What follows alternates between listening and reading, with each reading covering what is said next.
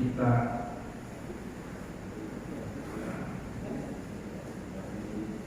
sudah sampai bahasan kita di bab haji ya. Bab haji ini Mekah, kemudian di sini Mina, kemudian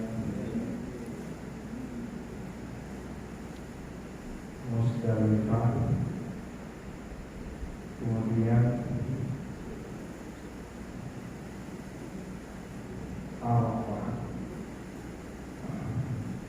Nabi dari Madinah akhir bulan Zulqa'dah datang ke Mekah. Tiba di Mekah, beliau langsung melaksanakan umroh. Setelah melaksanakan umroh, beliau mengambil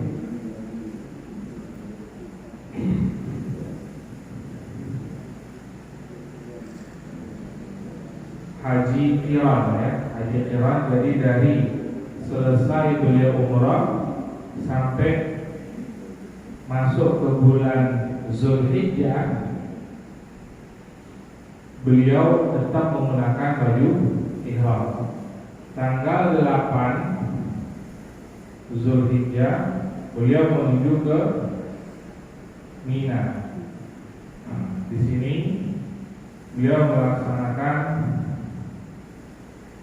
sholat jamak takdim, sholat jamak takdim baik dari zuhur dengan asarnya ataupun maghrib dengan isya. Jamak takdim apa? Jamak di awal waktu, sholat di awal waktu. Kemudian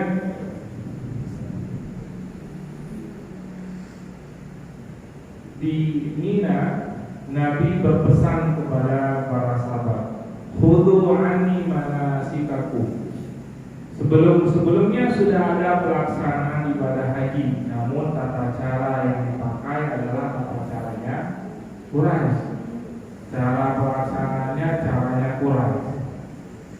Maka ketika di tahun 10 Hijriah ini Nabi sudah mengajarkan ya 910 Hijriah, Nabi mengajarkan bagaimana mestinya pelaksanaan haji sesuai dengan syariat Islam. Maka Nabi meminta para sahabat untuk memperhatikan dengan baik-baik, karena nanti ada di isi ceramah beliau yang di khutbah Arafah itu, di antaranya adalah beliau sudah menyampaikan, pegang baik-baik syariat ini karena belum tentu tahun depan kita bisa bertemu lagi. Beliau sudah mengisyaratkan banyak hal, pesan bahwa ini adalah hari-hari terakhir beliau.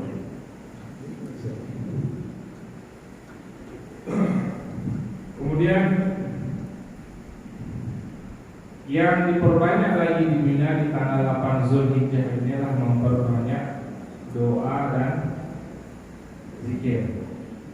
Dihabiskan waktunya selama di Mina tersebut dengan doa zikir, bukan untuk melaksanakan hal-hal yang lainnya. Maka di pagi harinya 8, 9 Zulhijjah ini sudah berangkat ke Arafah. Paginya sudah ada di Arafah. Di sini jamak takdim, di Arafah pun masih jamak takdim, ya. Nah, ini saya ralat sedikit yang kemarin jamak akhir saya sampaikan. Alhamdulillah sampaikan sama akhuna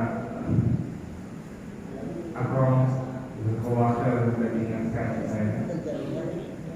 Ya.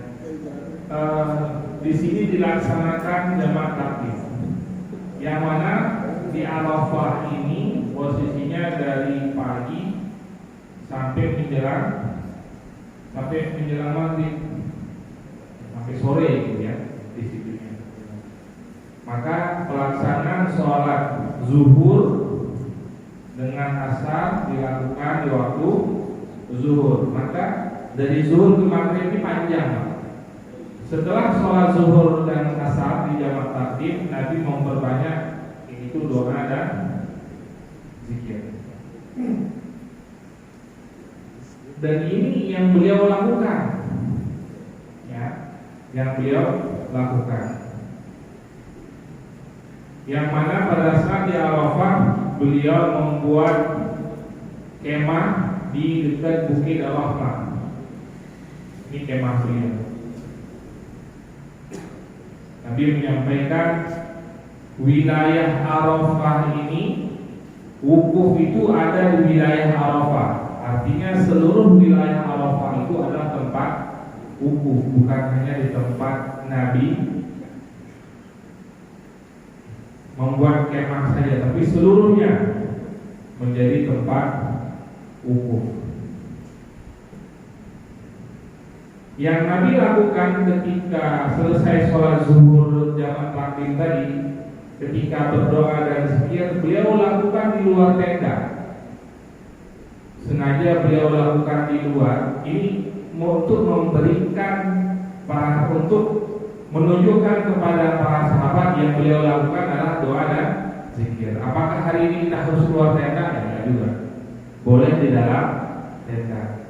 Cuma hari ini, bukan cuma ya, fasilitas yang diberikan begitu nikmat. Kasurnya empuk, AC-nya dingin, makanan banyak, cuaca panas. Apa yang terjadi, Pak? Paling enak. Nah, ini muskilah kita hari ini, Pak, ya. Muskilahnya panitia di sana mempersiapkan kenyamanan. Sebenarnya nyaman di sini mestinya kualitas ibadah kita lebih. Kalau kita memang tanamkan niat di awal di situ benar-benar ibadah, insya Allah nyaman banget ibadah. Namun kadang-kadang kita ke sana, orang Indonesia, ya, dari mana, dari sana, ketemu dari belahan-belahan bumi yang lain atau provinsi yang berbeda, udah cerita. Apalagi ini haji tahun ini setelah pemilu, ya. Benar ya? Pemilu kan Februari haji. Kalau itu mungkin agak aman, Pak. Ya, haji kalau setelah pemilihan itu agak aman kelihatannya. Kalau tidak ada gelombang kedua, gitu ya. Kalau sebelum pemilihan ini agak sensitif, ini satu, ini dua, bisa ramai ya. Ya, uniknya jamaah kita, ya, hal-hal yang seperti itu kadang-kadang jadi masalah. Baik, di Arafah di tanggal 9 Zulhijjah, Nabi memperbanyak doa dan zikir sampai waktu maghrib. Nah, ada hal yang unik di sini adalah orang Quraisy sebelumnya dalam pelaksanaan tata cara haji Quraisy, mereka nggak ada tuh ke Arafah, nggak ada yang namanya wukuf di Arafah, karena buat mereka Arafah itu di luar wilayah haram. Ya, wukuf Arafah itu berada di luar wilayah haram. Maka orang Quraisy dulu waktu diajak untuk wukuf di Arafah pada nggak mau, karena menurut mereka itu kan kami penduduk wilayah haram, sedangkan Arafah di luar wilayah haram. Enggak. Maka kata Nabi, ini rukun, nggak boleh tawaf-tawaf, wajib ke sana wukufnya. Karena pada masa Nabi Ibrahim pun ke sana, ya, ke Arafah. Makanya sampai keluar hadis bahwa haji itu adalah Arafah, benar ya? Haji itu adalah Arafah. Kalau nggak ke Arafah, berarti nggak haji. Maka orang yang tinggal di Mekah di wilayah haram itu harus mau ke sana,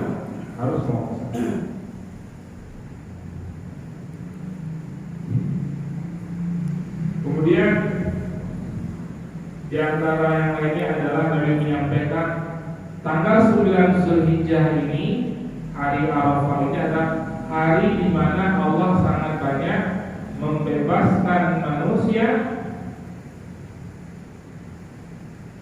dari api neraka. Paling banyak di hari ini. Makanya kita yang tidak melaksanakan haji disunnahkan untuk berpuasa. Tanggal sunnahnya ada tanggal 9, dari awal Zulhijjah sampai tanggal 9. Dari awal sunnahnya. Cuma kalau awal nggak bisa, minimal di tanggal 9 Zulhijjah. Jangan sampai kita tinggalkan puasa hari Arafah. Kemudian di Arafah ini beliau pergi ke sebuah masjid namanya Masjid Namiyah. Di sini beliau khutbah. Nanti isi khutbahnya kita akhirkan karena panjang banget. Biar kita selesaikan ini dulu ya tentang hajinya. Di mana isi dalam khutbah tersebut Nabi mengingatkan para sahabat tentang masalah syariat semuanya. Itu komplit Pak isinya. Ya, semuanya beliau singgung. Muamalah Allah, muamalah ma'anas, muamalah amal khalqi, semuanya beliau singgung dalam khutbah wada tersebut.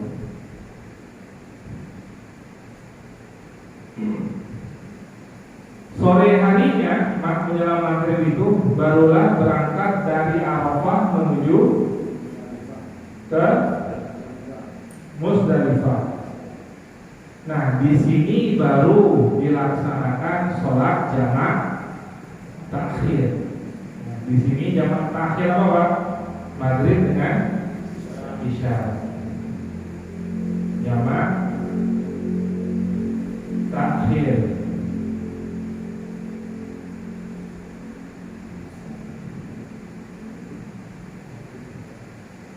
Artinya sholat maghrib dan isya dilakukan di akhir waktu. Nah, muncul masalah hari ini, yaitu biasanya apa? Jalanannya itu macet. Jalanannya macet. Kadang-kadang bisa sampai tengah malam baru nyampe ke sini. Kemudian ada yang membolehkan akhirnya untuk melaksanakan sholatnya di perjalanan tersebut karena kondisi. Tapi kalau mungkin kan sampai di Muzdalifahnya belum sampai tengah malam banget, ya, usahakan sholatnya di Muzdalifah. Dan di sini sunnahnya adalah apa Pak? Istirahat. Nah, di sini sunnahnya istirahat. Jadi memang saya masih kuat, saya mau ibadah. Sunnahnya istirahat. Kadang ada ya, udah gitu semangatnya atau baru pertama kali ini, jangan-jangan ini yang pertama dan terakhir saya di sini. Jadi saya pergi ibadah juga di sini. Bukan nggak boleh, tapi kata Nabi di sini disuruh istirahat karena sudah maksimal di sini seharian di Arafah dari pagi sampai sore itu full ibadah. Nah, maka di sini yang perlu kita wanti-wanti karena bukan godaan. Kondisinya ya banyak teman tuh ngobrol, makanan jarang-jarang ketemu, ya, nasi kebuli, kena ini berat nolaknya, gitu. Makanannya jarang-jarang ada. Nah maka sampai di Muzdalifah di sini kita bermalam di sini, ya bermalam di Muzdalifah. Pagi harinya tanggal 10 Zulhijjah baru berangkat ke Mina. Di sini untuk melempar jumroh.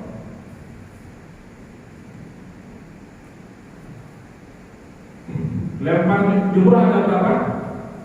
3. Ada Aqobah, Wusta sama lempar jumrah Aqobah di sini ya, di tanggal 10. Ya Pak.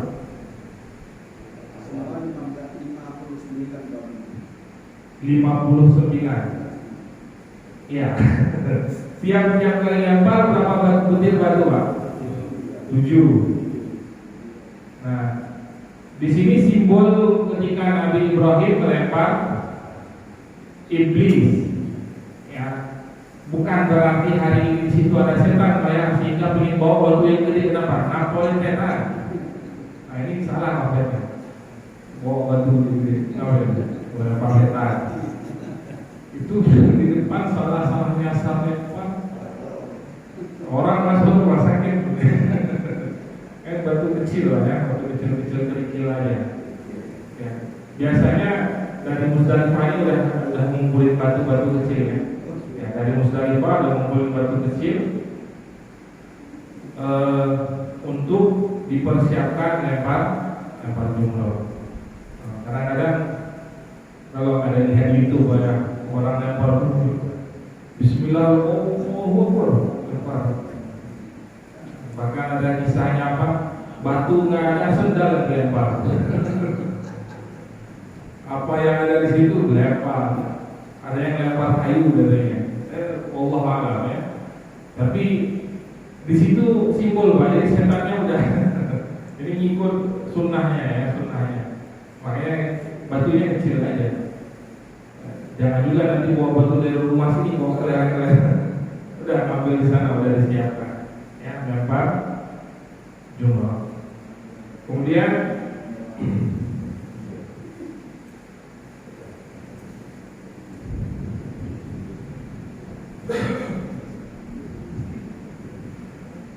nah, kemudian di sini ada dua pendapat ya. Ada dua pendapat. Ada yang menyebutkan setelah melempar ini langsung tahallul ya. Kemudian ada yang bilang tahallul awal ya. Enggak langsung tahallul artinya udah selesai langsung. Kemudian menuju ke Mekah lagi untuk tawaf ifadah. Kemudian ada juga yang ini kalau saya salah tolong dibenerin Pak ya. In akhwatu. Ya. Ada juga yang menyebutkan setelah tawaf ifadah balik ke sini lagi, lempar lagi 3 hari lagi sampai hari 11, 12, 13 lempar jumroh.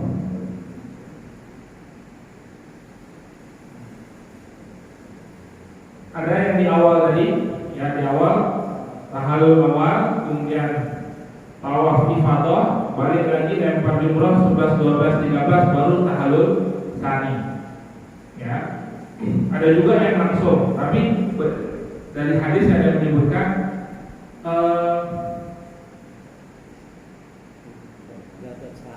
lempar jumroh ini jangan hanya dilakukan di tanggal 10 saja. Baiknya juga dilempar di tanggal 11, 12 dan 13. Nanti baru kita ngambil. Ada juga kan ada nafar awal nanti ya. Nafar awal kalau ayat Al-Quran menyebutkan di tanggal 12 Zulhijjah. Kalau kita memang tidak kemana-mana, baiknya mengambil nafarnya, ngambil yang nafar tsani langsung di tanggal 13 Zulhijjah, sehingga pelaksanaan haji benar-benar dilengkapkan sampai penuh selesai hari tasyriknya. Nah, pastinya di sini nanti kalau yang orang-orang ada orang-orang kementerian mungkin ya, pejabat-pejabat yang memang waktunya terbatas, selesai rukun-rukun dah langsung balik gitu ya, nggak sampai menyelesaikan sampai tanggal 13. Nah kita yang memang pesawatnya sudah terjadwal, biasanya kan mulai kloter balik lagi setelah hari tasrik ya, udah selesai, mungkin ada jeda waktu beberapa hari untuk mungkin belanja. Biasanya memang di spare waktu buat beli oleh-oleh atau apalah gitu ya. Intinya selama waktu haji lah haji dah. Selama waktu pelaksanaan haji nggak usah mikirin nanti air zam-zamnya beli di mana ya, kurmanya yang mana paling enak.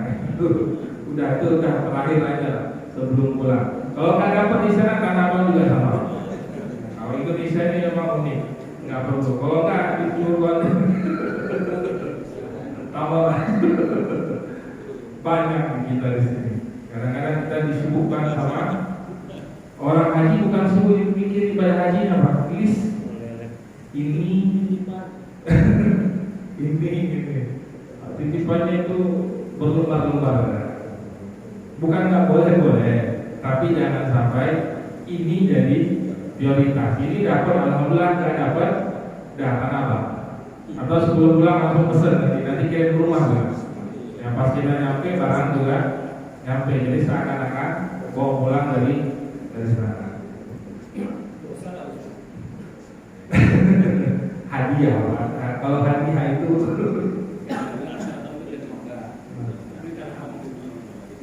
itu kan dari sana juga, di pengirimannya beda. Bilang aja, ini barang sana cuma udah dikirim duluan. Barang pengiriman duluan.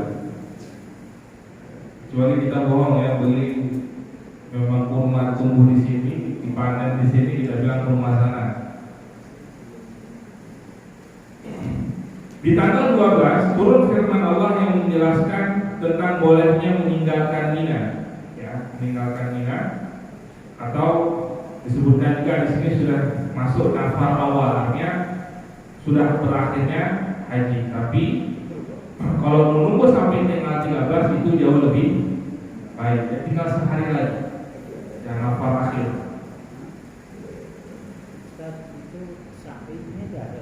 Sa'i di sini, Pak. Tawaf ini udah rentetannya, tawaf, sa'i, sampai semuanya di sini. Jadi tawaf ifadah di sini udah masuk. Kan sa'i di sini, Pak, di Mekah, ya, di Mekah. Jadi ikan sehari selesai biasanya. Habis itu nanti balik lagi ke sini untuk hanya setiap hari cuma lempar jumroh aja. Ya, lempar jumroh di sisa hari pasirnya.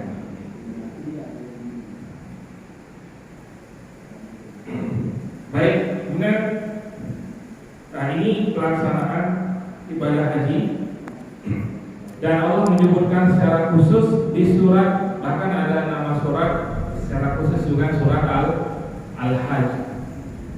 Di surah Al-Hajj, surat yang ke-22, di ayat ke-27, ayat 27.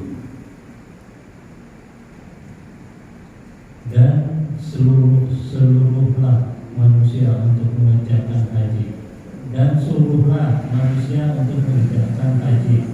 Niscaya mereka akan datang padamu dengan berjalan kaki atau mengendarai setiap unta yang kurus.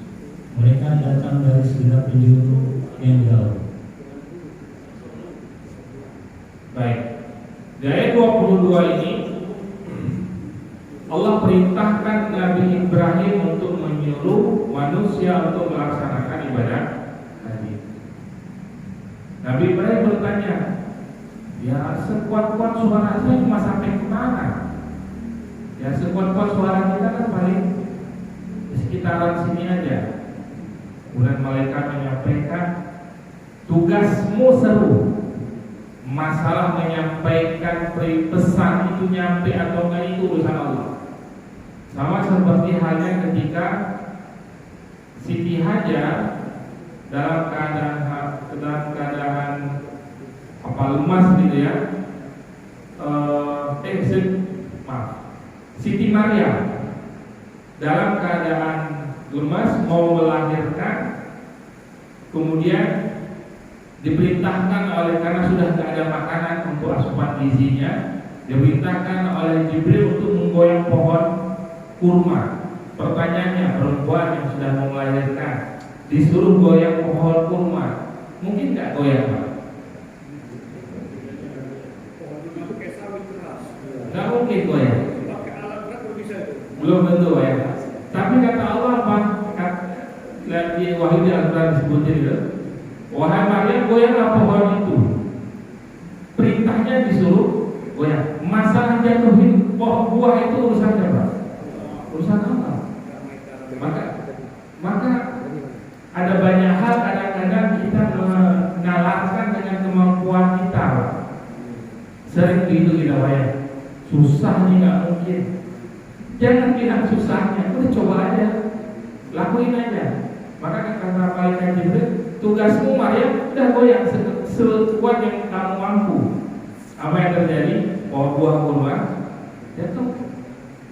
Nah, begitupun ketika Allah perintahkan Nabi Ibrahim untuk menyuruh orang untuk melaksanakan, mengajak untuk melaksanakan haji, kata Nabi Ibrahim, suara saya terbatas.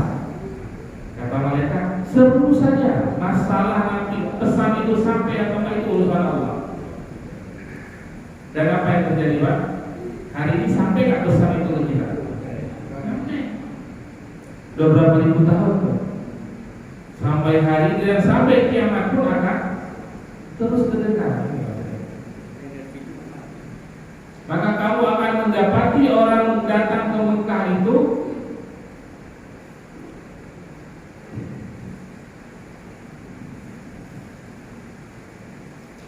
bahkan dengan menunggangi unta yang kurus.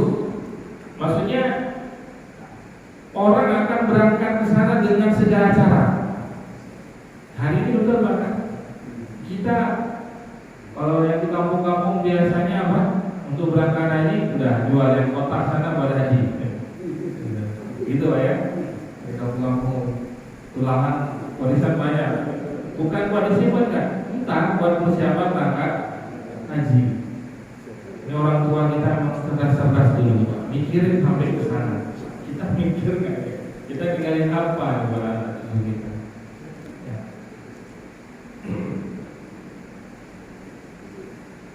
Kemudian kita masuk ke khutbah Nabi ketika di Arafah. Balik lagi tadi yang di Arafah.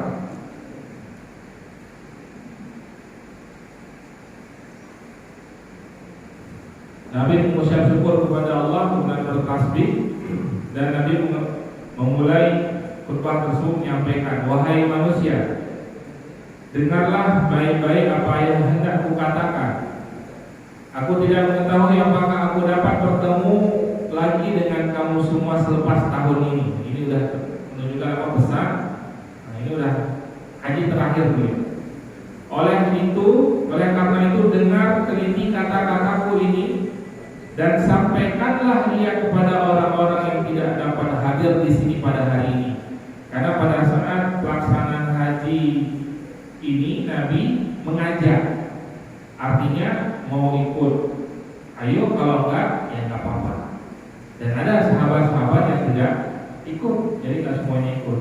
Nah, yang ikut Nabi sampaikan pesan ini kepada yang tidak ikut.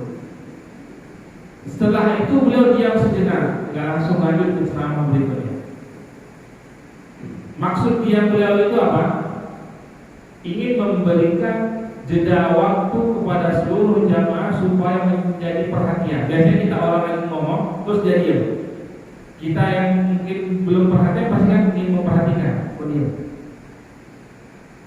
Ini cara Nabi menunjuk, ingin menyampaikan kepada para sahabat bahwa pesan yang ingin beliau sampaikan penting. Kemudian beliau bertanya kepada para sahabat, hari apakah ini? Hari apakah itu? Posisinya ketika di Arafah. Ini bulan. Hari ini hari mulia, ya. Hari yang mulia kan sedang melaksanakan wukuf. bulan haram. Ya, bulan haramnya nanti di situ ayat hadis Nabi tentang ada 4 bulan haram ya. Dimulai dari bulan haram apa saja Pak? Zulqa'dah, Zulhijjah, Muharram, Safar, Muharram, Rajab. Loncat Pak. 3 bulan berturut-turut, 1 bulan loncat. 1 bulan loncat. Zulqa'dah, Zulhijjah, Muharram itu kan berurutan nih. Bulan 11, bulan 12, bulan 1. Kemudian Muharram belum, Muharram, Safar belum, Rabiul Awal belum, Rabiul Akhir belum, Jumadal Awal belum, dan belum, Rajab. Selisih berapa bulan tuh? Ya, Rajab, kemudian masuk Sya'ban, Ramadan. Ya. 3 bulan mutawaliyan, dia berurut-urutan, kemudian baru masuk bulan Rajab. Bulan apakah ini? Bulan haram.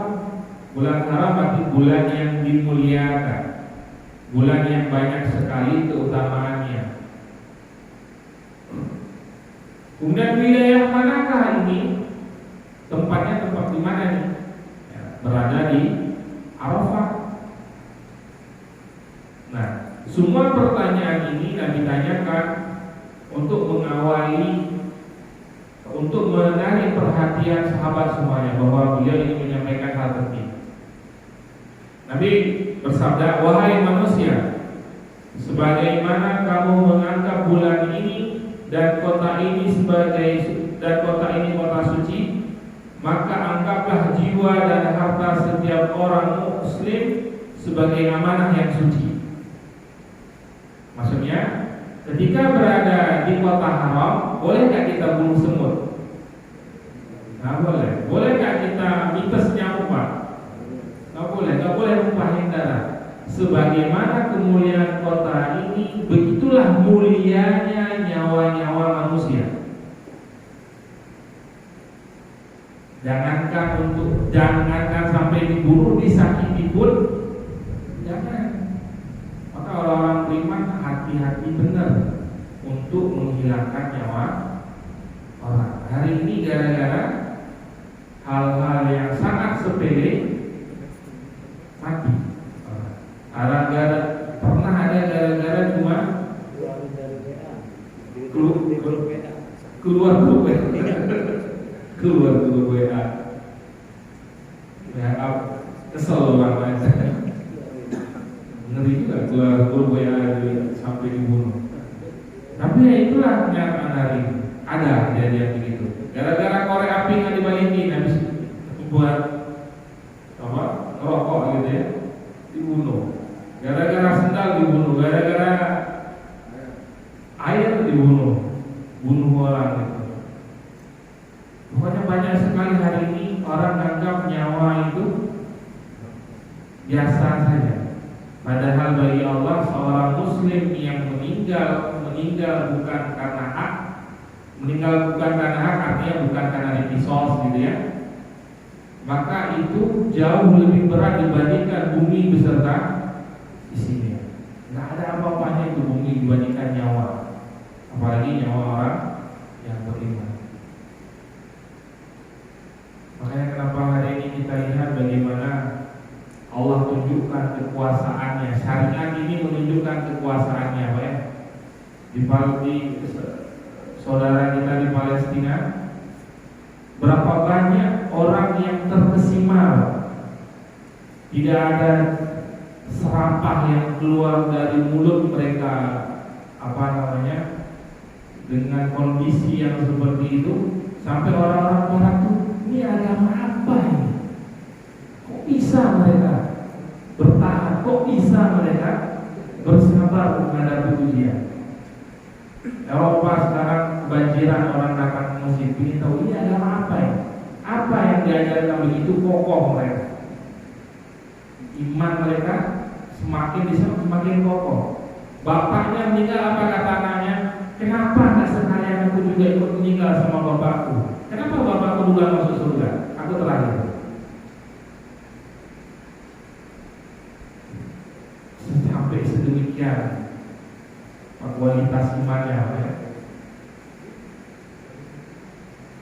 poin pertama adalah jangan pernah kita menyakiti manusia.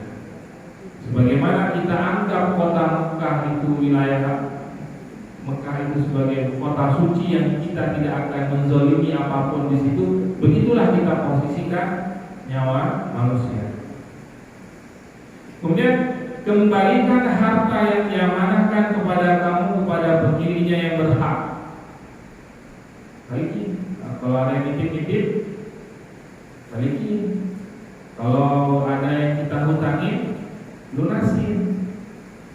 Jangan sampai ketika berhutang indah gitu ya, ketika ditagih galakan dia. Banyak sekarang ya pinjaman itu ditagih malah mogol loh, mestinya yang tagih mogol itu banyak. Ini ya yang ditagih galakan dia. Balikin harta amanah yang dititipkan, balikin. Yang kita ambil, balikin. Janganlah kamu sakiti siapapun agar orang lain tidak menyakiti kamu pula. Dalam agama Islam istilah hukum karma itu tidak ada. Tapi maksudnya apa yang kita lakukan itu pasti akan balik lagi ke kita. Baik yang kita perbuat akan baik yang akan kembali. Jahat yang kita lakukan pasti jahat akan kembali pula ke kita. Ingatlah, sesungguhnya kamu akan menemui Tuhan kamu, dan Dia pasti akan membuat perhitungan di atas segala amalan kamu. Makanya kenapa kita perlu banyak belajar sabar, karena yang keadilan tidak bisa, yang keadilan belum kita temukan di dunia ini, nanti di akhirat akan Allah tegakkan. Pada hari itu orang-orang yang terzolimi, kalau misalnya kata, itu bahagia loh. Orang-orang yang terzolimi hari ini di akhirat nanti bahagianya luar biasa. Kenapa? Banyak dapat transferan pahala, banyak dapat operan. Udah pahala kita pas-pasan gitu ya. Kita pernah banyak dizolimi orang, nanti tunggu saja. Tiba-tiba kok banyak ya. Tapi sabar ya, harus sabar. Kalau nggak sabar kita balik melakukan kezaliman ya udah hilang.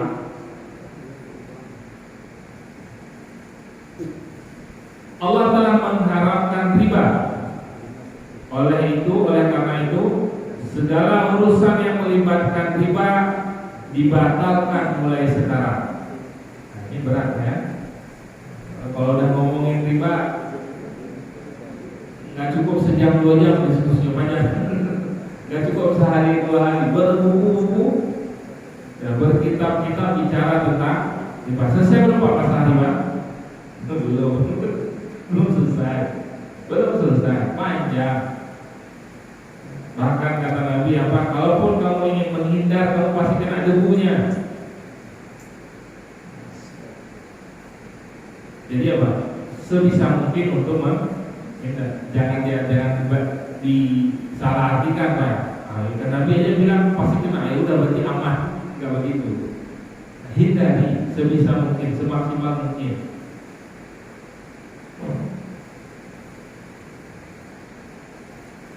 Kemudian yang berikutnya, waspadalah terhadap syaitan demi keselamatan agamamu. Dia telah berputus asa untuk menyesatkanmu dalam perkara-perkara besar. Maka jagalah supaya tidak mengikuti dalam perkara-perkara kecil. Al-Quran menyebutkan apa? Setan itu adalah musuh yang nyata. Fattahiduhu aduwan. Maka jadikan dia sebagai musuh. Allah sendiri menyebutkan jadikan setan musuh. Hari ini ada yang jadi teman. Mau kemana? Orang pintar. Orang pintar nanya ke siapa?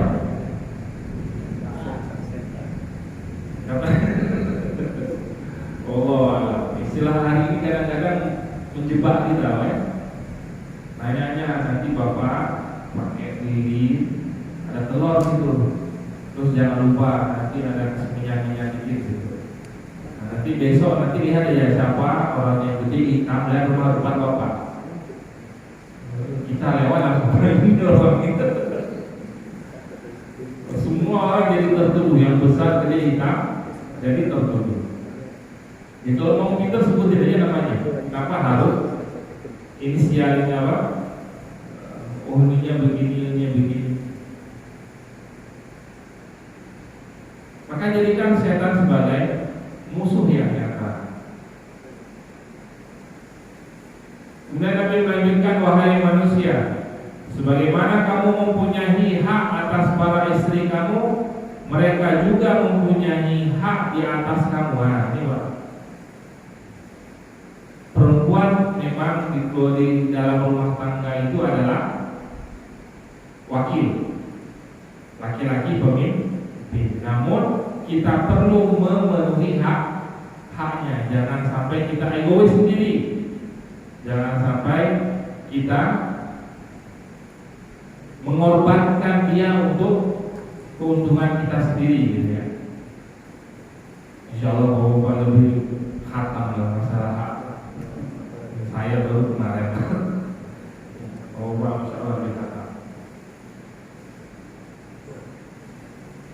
Mereka juga, sekiranya mereka menyempurnakan hak mereka ke atas kamu, maka mereka juga berhak untuk diberi makan dan pakaian dalam suasana kasih sayang. Yang menjadi kewajiban menafkahi itu adalah suami kerja, istri kerja. Yang kewajiban menafkahi itu adalah suami. Harta suami, harta istri. Harta istri, harta istri. Kalau begini perempuan dia senang. Ya, harta istri adalah harta istri. Maka kalau kita ambil hartanya dia, jadi kita berhutang masalahnya. Tapi kalau dia ngambil uang kita di dompet, uang dia. Nah. Sepakat kalau yang banyak yang terima ya. Perempuan ngambil nggak nolong Pak. Hak nggak? Hak, berhak. Ya, paling kalau memang kita perlu menegaskan karena ini ada suatu kebutuhan yang sampaikan dengan Pak. Baik, jangan sampai hanya perkara-perkara seperti itu panjang urusannya sampai nggak percaya aja di rumah ini banyak tuyul kritik. Dia import di bawah baju hilang aja. Ini kelihatannya ketawa senasib dengan saya.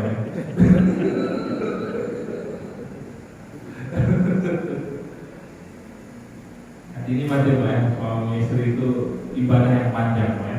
Pernah kita bahas ya, belum selesai bahasanya. Pernikahan itu adalah ibadah yang panjang. Kalau sholat ya di waktu-waktunya saja. Tapi pernikahan itu ketika kita sudah ucapkan qabiltu nikah wa tazwija bil mazkur, maka ketika itu kita sudah start ibadahnya. Kapan selesai? Ketika kita terpisahkan, baik terpisah secara jasad atau memang terpisah karena sudah meninggal salah satunya, baru selesai ibadah. Kalau masih ada hubungan sama istri, selama itu kita beribadah, jalan gandengan tangan. Kalau dengan istri kok pahala, kalau sama tetangga nggak dosa. Hari ini banyak gitu, gitu bagus. Kapan Pak mulai ibadah yang panjang? Mei ya? Mei. Pokoknya Mei atau apa Pak? Setelah khatam ya? Harus betul.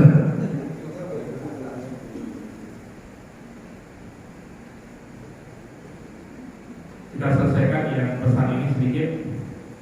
Layanilah wanita-wanita kamu dengan baik dan berlemah lembutlah terhadap mereka, karena sesungguhnya mereka adalah teman dan pembantu kamu yang setia. Ya. Berlemah lembut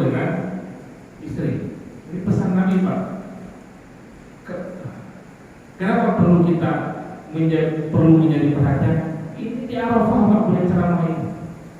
Ini pesan terakhir beliau ini secara khusus ketika sedang melaksanakan ibadah haji. Ini penting banget. Kadang-kadang kita hari ini hanya fokus dengan Nabi dulu ibadah apa, sunnah Nabi apa, tapi perkara-perkara di rumah tangga kadang-kadang kita abai. Ya. Dan hak kamu atas mereka adalah mereka sama sekali tidak boleh memasukkan orang yang tidak kamu sukai ke dalam rumah kamu dan dilarang melakukan zina. Makanya dalam hadis Nabi di antara tanda-tanda wanita soleha adalah ketika kamu pergi maka dia akan jaga rumah. Gak ada satupun yang dia izinkan masuk ke rumah. Sampai-sampai dalam riwayat si Aisyah atau siapa lupa, atau sahabat apa ya. Padahal ponakannya tapi laki-laki datang izin sama suaminya,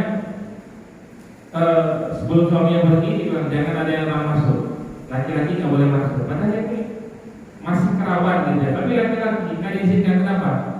Belum dapat izin dari suaminya. Sama suaminya pas pulang minta izin, boleh nggak dia masuk? Boleh. Pas besok datang bawa temannya, dia boleh masuk, kalau dia nggak boleh. Sampai setingkat itu. Hal-hal yang sederhana ini yang hari ini dianggap ini main masuk aja gitu ya. Perlu kita ajarkan juga, perlu kita kasih tahu. Baik, ini masih cukup panjang hadis Nabi dan pesan-pesannya banyak sekali.